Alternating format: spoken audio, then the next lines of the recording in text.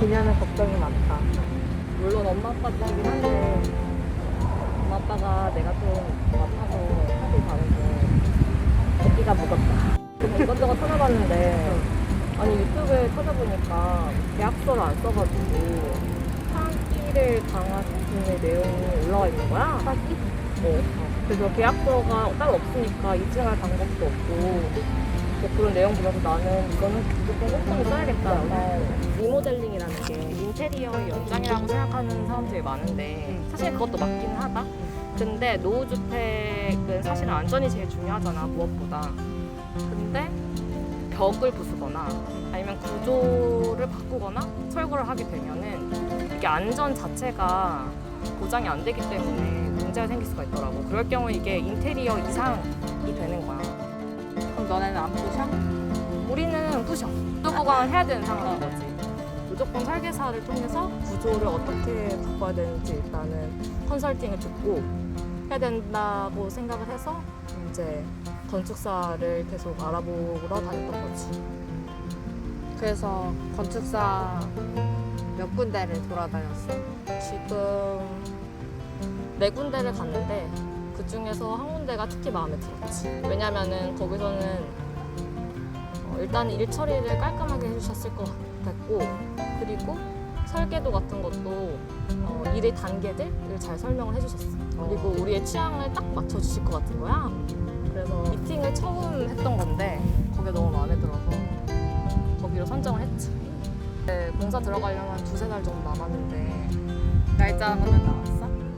그거는 이사 날짜 맞춰서 하는 거니까. 그러면은 계약서를 보통은 안 쓰고 진행을 하는데 여기는 계약서를 썼어? 보통은 계약서를 쓰는 게 맞아.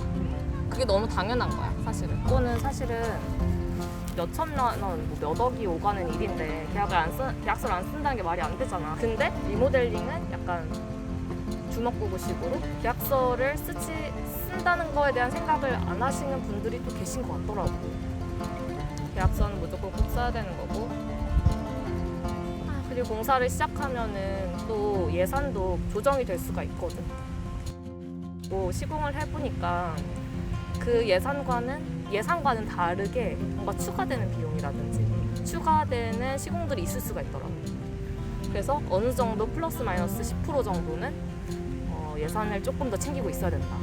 그러면 그렇게 나중에 공사를 하다가 추후에 추가적인 금액이 발생되는 것 또한 계약서에 명시를 해? 아니면 그거는 따로 정확하게 계약서에 쓰지는 않을까? 또 예측할 수 없는 부분이잖아. 그리고 특히 노후주택 같은 경우에는 만약에 부쉈어. 뭐 장판을 드러내고 그리고 벽들을 뭐 보강하기 위해서 뜯었어. 근데 안에 내용이 사실은 우리가 생각했던 거랑 다를 수가 있단 말이야. 그러면은 추가적인 비용이 있을 수 있지. 그래도 얘기를 하시더라고. 그런 부분이 있어서 뭐 설계의 뭔가 수정이 있을 수도 있다.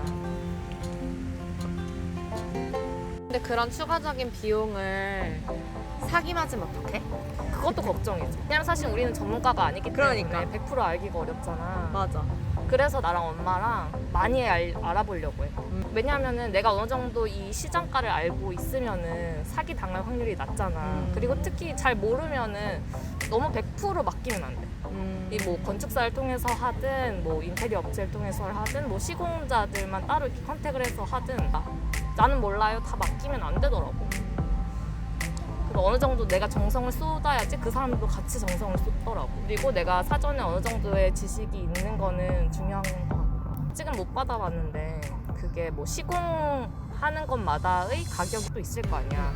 그거를 자세히까지는 안 했지만 부실은 얼마 그리고 뭐 이 방은 얼마 이렇게 나눠서 그거를 보여주시거든. 그거를 한번 잘 체크해봐야 될 것 같아. 제일 중요하지. 예산과 관련된 거. 시공하게 되면은 감리할 사람이 한 명은 필요하다고 해서 관리 감독하는 사람이 필요하단 말이야. 그리고 아무래도 주인이 가 있으면은 그치. 조금 더 알 수가 있으니까.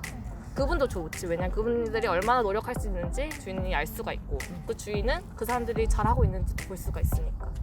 그래서 나는 공사 시작하면 한 2-3개월은 그 집으로 출퇴근할 것 같다. 아니, 우리 집 이름 지었어. 이름? 뭔데?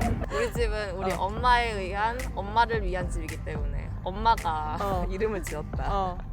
정셀럽님께서 정살럼님께서 이름을 지으셨다. 이름은 이름하여 용나무집 백일홍이 100일 동안 피는 꽃이잖아.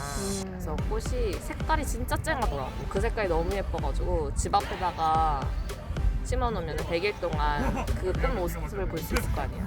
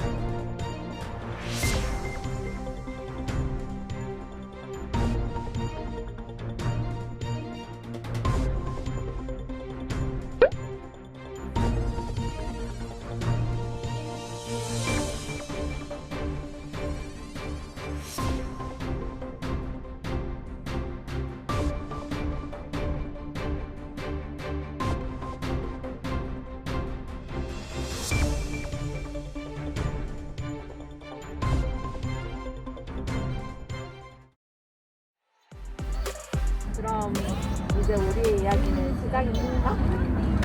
이게 시작이지.